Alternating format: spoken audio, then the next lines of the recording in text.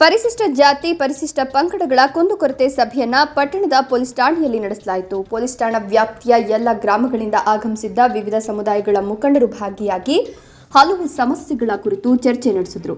ಈ ಸಂದರ್ಭದಲ್ಲಿ Srinivaspur police inspector ಗೊರವನಕೊಳ ಮಾತನಾಡಿ, ಏನೇ ಸಮಸ್ಯೆಗಳಿದ್ರೂ ಪೊಲೀಸ್ ಠಾಣೆಗೆ ದೂರು ನೀಡಿ, ನಾವು ನಿಮ್ಮ ಸಮಸ್ಯೆಗಳನ್ನು ಬಗೆಹರಿಸುತ್ತೇವೆ. ಯಾವುದೇ ಕಾರಣಕ್ಕೂ ಕಾನೂನು ಕೈಗೆತ್ತಿಕೊಳ್ಳುವ ಕೆಲಸ ಮಾಡಬಾರದು.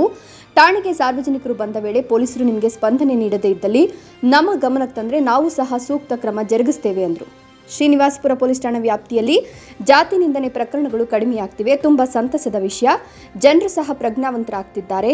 ಏನೇ ಸಮಸ್ಯೆಗಳಿದ್ರೂ ನೀವಾಗಲಿ ನಿಮ್ಮ ಅಕ್ಕಪಕ್ಕದವರಾಗಲಿ ಕಾನೂನು ಕೈಗೆತ್ತಿಕೊಳ್ಳದೆ ಪೊಲೀಸ್ ಠಾಣೆಗೆ ದೂರು ನೀಡಿ ಅಂತ ಸಲಹೆ ನೀಡಿದರು.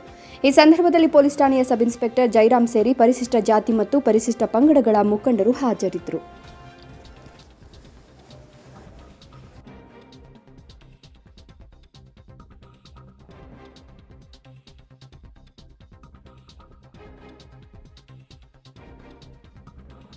ಇದೆಲ್ಲ ನಾವು ಸಮಸ್ಯೆಯನ್ನು ಕೊಡ್ತಾ ಇದ್ದೇವೆ. ಆಮೇಲೆ ಇದು ಮೀಟಿಂಗ್ ಮಾಡೋ ಉದ್ದೇಶ ಏನಂದರೆ ನಮ್ಮಲ್ಲಿ ಒಂದು ಸಮನ್ವಯವನ್ನು ಏರ್ಪಾಡು ಮಾಡಬೇಕು. ಈಗ ಪ್ರತಿಯೊಂದು ಸಮಸ್ಯೆ ಏನಿದೆ ದಲಿತರು ಎಲ್ಲ ಏನು ಸಮಸ್ಯೆ ಎಲ್ಲ ಪೊಲೀಸರು ಗೊತ್ತಾಗಲ್ಲ. ಏನಂದ್ರೆ ನಮ್ಮ ಗಮನಕ್ಕೆ ತರಬೇಕಾಗತ್ತೆ. ಪ್ಲಸ್ ಆ ಗಮನದಲ್ಲಿ ನಾವೇನು ಕಾನೂನಾತ್ಮಕವಾಗಿ ಅದಕ್ಕೆ ನಾವು ಏನು ಸಹಾಯ ಮಾಡಬೇಕು, ಕಾನೂನಾತ್ಮಕವಾಗಿ ಯಾವ ಸಂಬಂಧಪಟ್ಟ ಅಧಿಕಾರಿಗೆ ನಾವು ಪತ್ರ ವ್ಯವಹಾರ ಮಾಡಿರೋದ್ರ ಬಗೆಹರಿಸಬೇಕಂತ ನಾವು ಪ್ರಯತ್ನ ಪಡ್ತೀವಿ. ಈಗ ಆ್ಯಕ್ಚುಲಿ ನಿನ್ನೆ ಮೀಟಿಂಗ್ ಮಾಡಬೇಕಾಗಿತ್ತು, ನಿನ್ನೆ ಬರಲಿಲ್ಲ. ನಾವು ಎಲ್ಲ ಅಲ್ಲಿ ಬಿಟ್ಟಲ್ಲ ಮಾಡೋಕ್ಕೆ ಕಾರವಾರ ಇವತ್ತು ಮೀಟಿಂಗ್ ಮಾಡ್ತೀವಿ. ಇನ್ಮೇಲೆ ಪ್ರತಿ ಮೂರನೇ ಶನಿವಾರ ಭಾನುವಾರ ಪ್ರತಿ ತಿಂಗಳು ಮೂರನೇ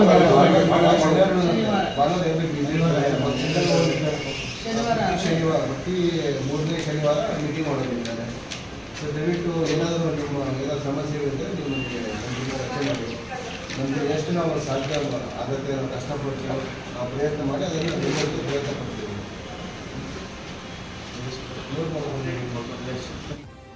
ಏನು ನಿಮ್ಮ ಬಾಧೆಗೆ ತೀರಿಸ್ಕೊಟ್ಟಿರ್ತೀಯ. ಮತ್ತೆ ಆ ದುಡ್ಡನ್ನ ಇನ್ನು ಉಳಿಕೆ ಹಣನ್ನ ಅವನ ಅಂಗಡಿ ಮಾಲೀಕನಾಗಿ ಕೇಳಕ್ ಹೋದಾಗ ಇನ್ನೊಬ್ಬ ವ್ಯಕ್ತಿ ಯಾಕೆ ನಾವು ಹೆಸರು ಹೇಳೋದು ಬೇಡ ಏನ್ ಸರ್, ಆಮೇಲೆ ಹೇಳ್ತೀವಿ.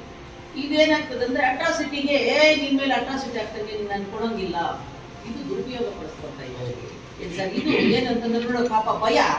ಈಗ ಸಾಲ ಕೊಟ್ಟಿರೋದು ನಿಜ, ತಗೊಂಡಿರೋದು ನಿಜ, ಅವನ ಅಷ್ಟೋ ಕೊಟ್ಟಿರೋದು ನಿಜ. ಉಳಿಕೆ ಹಣನ ಕೇಳಿದಾಗ ಅಟ್ರಾಸಿಟಿ.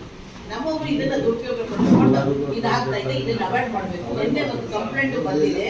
ಪಾಪ ಅದನ್ನ ವಿಡಿಯೋ ಮಾಡಿದ್ದಾರೆ ವೆಂಕಟೇಶ್. ಅದನ್ನ ನೋಡಿ ಕರೆಸಿ ತಾವು ಬಂದ ಮೇಲೆ ಒಂದು ಕ್ಲಾರಿಫಿಕೇಶನ್. ತಾವು ಬಂದ ಮೇಲೆ ಅಟ್ರಾಸಿಟಿ ಕೇಸ್ ಎಷ್ಟು ಕನ್ವಿಷನ್ ಆಗಿದೆ? ಇದು ಮಾಹಿತಿ ಇರ್ತದಲ್ಲ ಎಷ್ಟಾಗಿದೆ ನಾನು ಬಂದ್ರೆ ಎಫ್ಐಆರ್ ಆಗ್ಬೋದು. ಮತ್ತೆ ಸ್ವಲ್ಪ ದಿವಸ ಹಂಗೆ ಹಿಂಗೆ ಅಂತ ಮಾತಾಡ್ತೀವಿ. ನಾವು ಬೀದಿಪುರ ಮಾಡೋದು ಎಷ್ಟಾಗಿದೆ charge sheet? Investigation is all about digging the truth. ತನಿಖೆ ಅಂದ್ರೆ ಏನು, ಸತ್ಯನ ಹೊರಗೆ ತೆಗಿಬೇಕು. ಏನೋ ನಾನು ಬಂದ್ರೆ ಫಸ್ಟ್ ಚಕ್ಕಾರಹಳ್ಳಿ ಒಂದು ಅಟ್ರಾಸಿಟಿ ಆಯ್ತು, ವೆಂಕಟೇಶ್ ಚಕ್ಕಾರಲ್ಲಿ ಫಸ್ಟ್ ಅಲ್ಲಿ ಆಯ್ತು, ಒಂದು ಆಯ್ತು. ಎರಡನೇದು ಇನ್ಸಿಡೆಂಟು ನಿಮ್ದು ಬಿಸಿಲಲ್ಲಿ ಯಾವ್ದು ನೈಟ್ ಗೌಡ್ರೆ ಅರೆಸ್ಟ್ ಮಾಡ್ತೀವಿ. ಬಿಸಿಲಲ್ಲಿ ಗ್ರಾಮದಲ್ಲಿ ಯಾವ್ದು ಇದು ಇದರಿಂದ ಅಲ್ಲ, ಈಗ ಬಿಸಿಲಲ್ಲಿ ಹೆಸರು ಬಿಸಿಲಲ್ಲಿ. ಆಮೇಲೆ ಏನು ಗೊತ್ತಾ, ಎಲ್ಲ ನೋಡಿ ಏನು ಗೊತ್ತಾ, ಆ್ಯಕ್ಚುಲಿ ದಲಿತರಿಗೆ ಪಕ್ಕ ಅವರಿಗೆ ಏನಪ್ಪ ಶೋಷಣೆ ಆಗಿದೆ, ತೊಂದರೆ ಆಗಿದೆ, ಅವ್ರಿಗೆ ಏನಪ್ಪ ಅಂದರೆ ಅವ್ರಿಗೆ ಇದಾಗಿದ್ರೆ FIR ಮಾಡೋಣ, ಕೇಸ್ ಮಾಡ್ತೀವಿ. ಈಗ ಇವ್ರು ಅಂದ್ರೆ ಗೊತ್ತಾ ಅಮಂಜಮ್ಮ ಅಂದ್ರೆ ತುಂಬಾ ಒಂದು ದುರುಪಯೋಗ ತಗೋತಾರೆ. ಏನಾದ್ರೆ ಗೊತ್ತಾಗಿದೆ ಯಾವುದೇ ಕಾರಣಕ್ಕೂ ದುರುಪಯೋಗ ಆಗ್ಬಾರ್ದು. ನಿಮ್ಮೆಲ್ಲ ಲೀಡರ್ಸ್ ನೀವು ಅದೇ ಕವರ್ ಮಾಡಿದ್ರೆ ತುಂಬಾ ಖುಷಿ. ಮೊದಲು ಅಟ್ರಾಸಿಟಿ ಹಾಕ್ಬೇಕಾದ್ರೆ, ಮೊದಲು ಮೀಟಿಂಗ್ ಕರಿಬೇಕಾದ್ರೆ, ಅಟ್ರಾಸಿಟಿ ಹಾಕ್ಬೇಕಾದ್ರೆ ಯಾರಾದ್ರೂ ದೊಡ್ಡವರು ಯಾರು ಇರ್ತಾರೆ ನಮ್ಮ ಸಂಘಟನೆಗಳಲ್ಲಿ ಅವ್ರ ಮುಖಾಂತರವಾಗಿ ವಿಷಯ ಮುಟ್ಟಿಸಿ ಆಮೇಲೆ ಮಾಡ್ತಾ ಇದ್ರು ನಮ್ಮ ಅಧಿಕಾರಿಗಳು. ಯಾಕೆ ಗೊತ್ತಾ, ಇದು ಹಾಕ್ಬೋದಾ ಆಗ್ಲಿಲ್ವಾ, ನಿಜಾನ ಸತ್ಯನ ಸುಳ್ಳು ಅಂತ ಅದನ್ನ ಕರೆಸಿ ಸರ್. ನೋಡಿ ಅವ್ರನ್ನ ಬುದ್ಧಿ ಹೇಳೋಣ ಸರ್. ಅವ್ರನ್ನ ತಾವೇ ನೀವು ಹೇಳ್ಬೇಕು, ತಪ್ಪಲ್ವ? ಆಮೇಲೆ ನನಗೆ ಏನು ಖುಷಿ ಗೊತ್ತಾ, ಈಗ ನೀವೇ ಹೇಳ್ತಾ ಇದ್ರ ಅಟ್ರಾಸಿಟಿ ಕೇಸ್ ಹಾಕ್ತಾರೆ ನೀವು ಅಂತ ನಮ್ಮ ಪೊಲೀಸ್ನವರೇ ಹೇಳ್ತಾರೆ ಅಂತ. ಅಂಶ ಅದಕ್ಕಿಂತ ಮೊದಲು ಅವರೇ ಬರ್ತಾರೆ, ಮಂಜುನಾಥ್ ರೆಡ್ಡಿ ಮತ್ತು ಪೂರ್ಶಿವ ರೆಡ್ಡಿ ಬರ್ತಾರೆ. ರಾಜಿ ಮಾಡಿಕೊಂಡು ಅವನ ಆಲ್ರೆಡಿ ಅಟ್ರಾಸಿಟಿ ಕಂಪ್ಲೇಂಟ್ ತೊಗೊಂಡಿರ್ತಾನೆ, ಅದನ್ನು ಬೇಡ ಅಂತೇಳಿ ತೊಗೊಂಡಿರ್ತಾರೆ, ಸ್ಟೇಟ್ಮೆಂಟ್ ತೊಗೊಂಡಿದ್ದಾರೆ, ಅದಂತ ಶ್ರೀನಿವಾಸ ಕಳಿಸಿರ್ತಾರೆ. ಇದರಲ್ಲಿ ನಮ್ಮ ಪಾತ್ರ ಏನಿಲ್ಲ. ಒಂದು.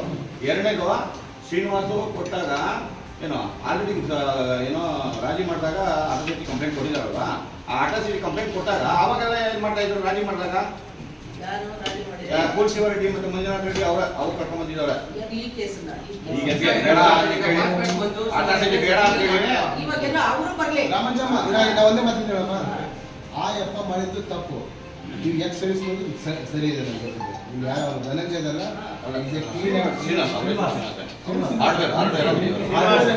ಕ್ಲೀನ್ ವ್ಯಕ್ತಿ ಅವನು, ನಂಗೆ ಗೊತ್ತು.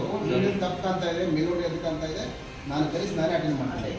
ನೀವು ಒಂದು 2-3 ನಮ್ಮ ಹುಡುಗರು ಇವಾಗ